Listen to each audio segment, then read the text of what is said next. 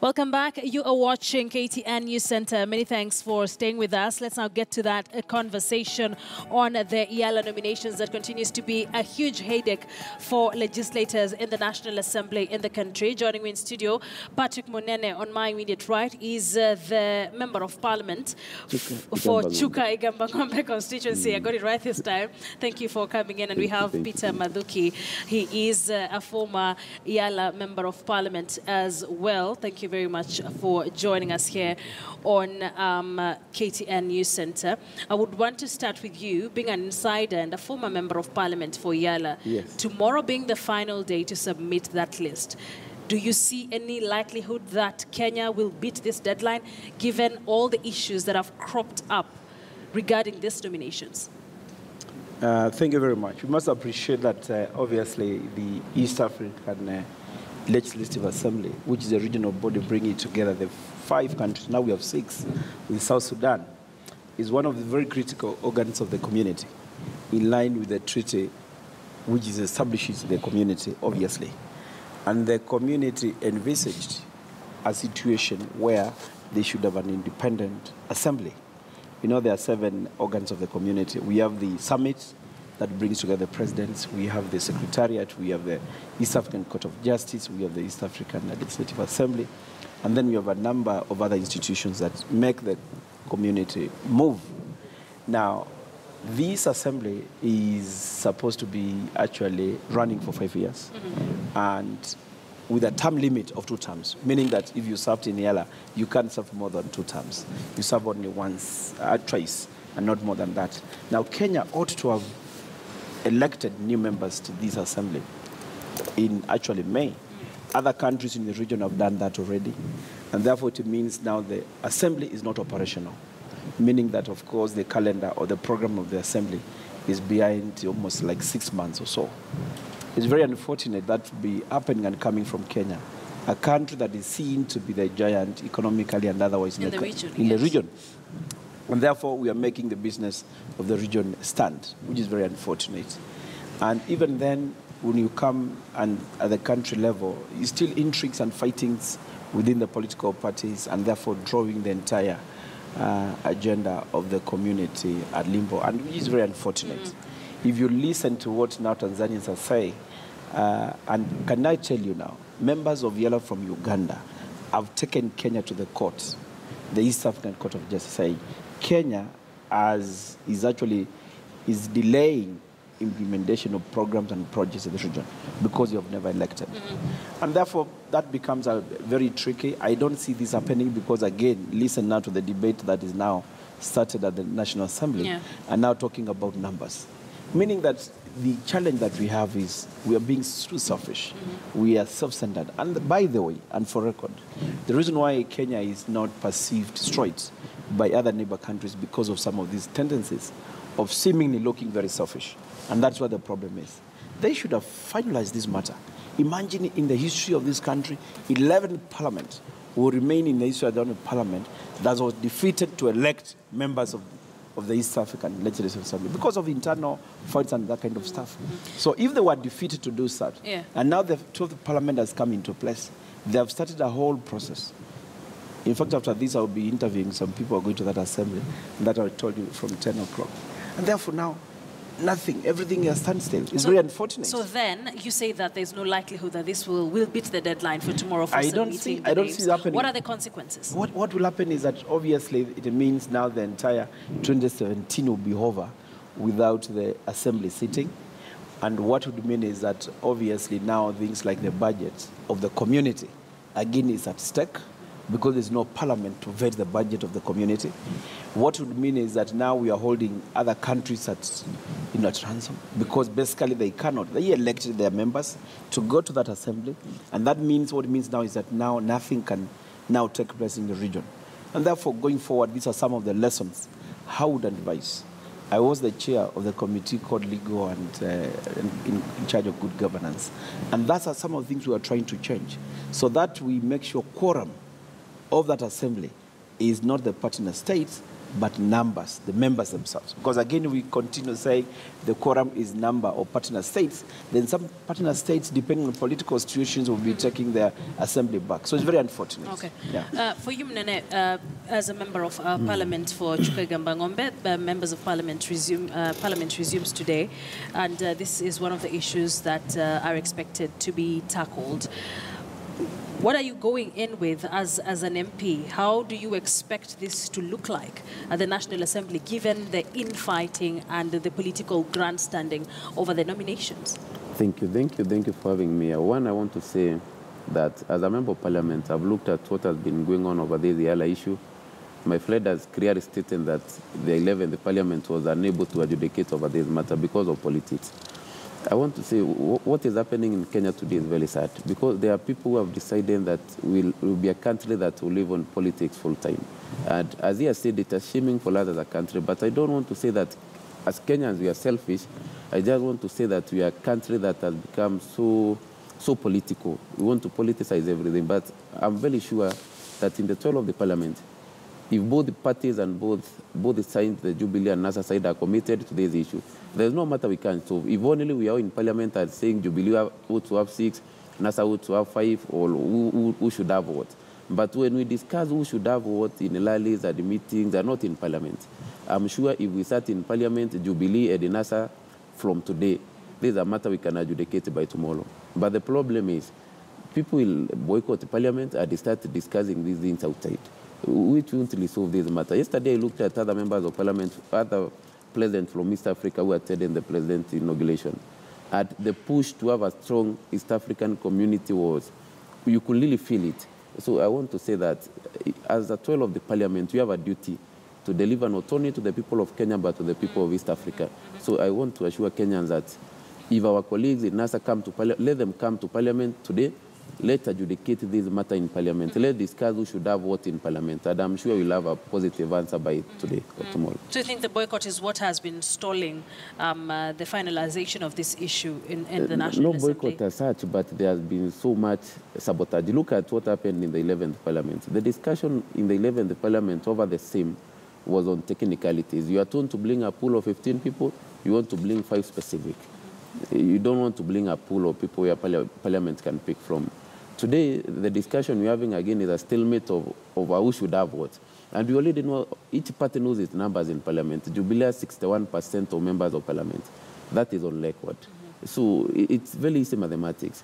All I would call upon members of Parliament and politicians, we are so much used to side issues in this country. We are treating Kenyans only to side issues. Let's come to Parliament. Let Kenyans see us disagreeing or agreeing in the floor. Yes, Maduki, being that you have been in this house, it means you have gone through the nomination process. Yes. How has it been in the previous houses, and what is different this time round? Why are the stakes seemingly higher this time round? You know, I joined the Parliament in 2012, and then we had the PNU and ODM. And under PNU, there used to be President Kibaki, there used to be then Vice President Kalonzo Musyoka. Uhuru Kenyatta was also on that side, Martha Karua on that side. And now ODM, of course, Raila was on the other side. So that time, ODM had 5, and PNU had 4. So, because I handed through a ticket of Wiper Democratic, which then was a member of PNU, so obviously we were 4 versus 5. And it was very clear. And can I tell you something? And I think this is where the president of this country must stand straight and now prioritize this. Kibaki never entertained because he believed in a very strong East African community and the integration process. Because he thought with a very robust community, Kenya would benefit in terms of economics, the free movement of labor and persons across and that kind of a thing. And therefore, he never used to dwell much on the trivial and smaller issues. And therefore, he had said that clear, that indeed this is a priority. And that time, that's why there was a standalone ministry responsible for East African community. Unlike today, there is no standalone ministry. It's just a department under the Ministry of Labor. Meaning now, as it were today, we don't even give East African community a priority. which is very unfortunate, unlike in other countries where there are standalone ministries responsible for East African community. And that was very clear in terms of the understanding that was set by the members of the summit, that's the heads of state, to ensure that, of course, we give the East African community prominence. And therefore we could not face those kind of trivial discussions and stuff. And that's why we went over the issue with a lot of difficulties. There's a formula that is followed based on the strength of membership in the House. Now, of course, that time, after calculations, PNU got 4 and the ODM got 5. Now, this time around, 11 the Parliament, of course, they worked again, and members of, I think, Jubilee had 5 and CORD had 4. Now, as it were, after calculating, Jubilee is getting 5.3 members, while the NASA side is getting 3.6 something. So what is supposed to happen is you go to the nearest, and therefore that means NASA getting 4, and then Jubilee getting 5. So then how can this be resolved? This can be resolved. Because if there's a distinct formula of how there's this a should formula, work. and there's supposed to be a committee that is supposed to be looking at some of these things. And this committee of Parliament is supposed to be the selection committee, which I don't think is it hasn't been constituted. Hasn't been constituted. Yeah. So those are some of the things. It means even the Parliament itself, the National Assembly, is not even serious. You know what I want to say? One, I would want to respond to what my friend has saying, that the current government doesn't seem so much committed to East African community. You know, what has been happening in this country is that it's commitment by, I want to give an example. I've seen cabinet secretaries or ministers previously tell Kenyans who want to fight paper bags in this country. I've seen ministers going all through rivers at the Nairobi River collecting paper bags while they have still licensed companies to produce paper bags. That's just an example. When we say that there was a ministry cannot resolve what happens in the East African community. The president yesterday shown great commitment to East African community. For example, he's saying that every member of the East African community, every citizen who comes to this country will be treated like a Kenyan citizen. So he said we have opened up Kenya to all East African country members to come and do business in this country. He's saying that when you're coming to Kenya, you can get a visa at the point of entry for this country. Is that leadership being reflected in the National Assembly so with regard that's to the where I'm coming now. So when we see committees have not been formed, you know you can't create a crisis and want to benefit from it. Jubilee will not refuse to form any committee. You've just read the news here that is NASA that's saying that we want to be part of the committees, we want to be part of the committees. If they are complaining, now that's all I said from the word ago. I want to go to my point, that if the NASA side are complaining, we should have 4. Me have no problem. Or Jubilee should have 5. Let them come, we pick a committee that is supposed to resolve these matters amicably, instead of trying to resolve these matters in rallies and in shows. Let them come, bring their members to this election committee, so that we can have a committee that can adjudicate over these numbers, problem and differences. That's the only way we can solve matters amicably. Otherwise, we can't be creating a crisis. In Parliament, we boycott, we create a crisis. Then when we come outside, we cry wolf. That this issue has not been resorted, that has not been resolved.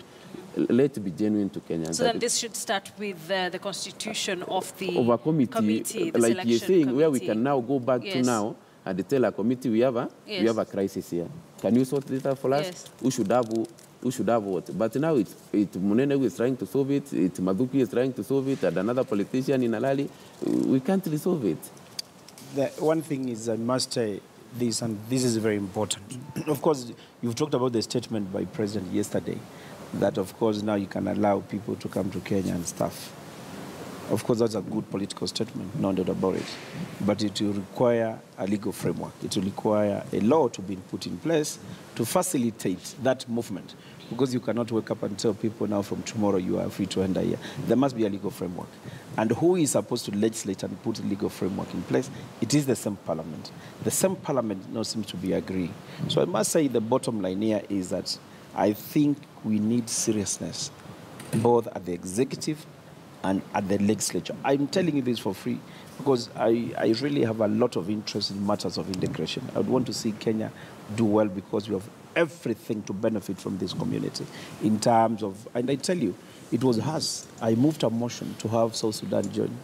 And my focus next was to have Somalia join and possibly Ethiopia. Because we want to have a big economic bloc where Kenyans can have their goods sold, where Kenyans can even look for services and jobs and stuff, because it's in our interest.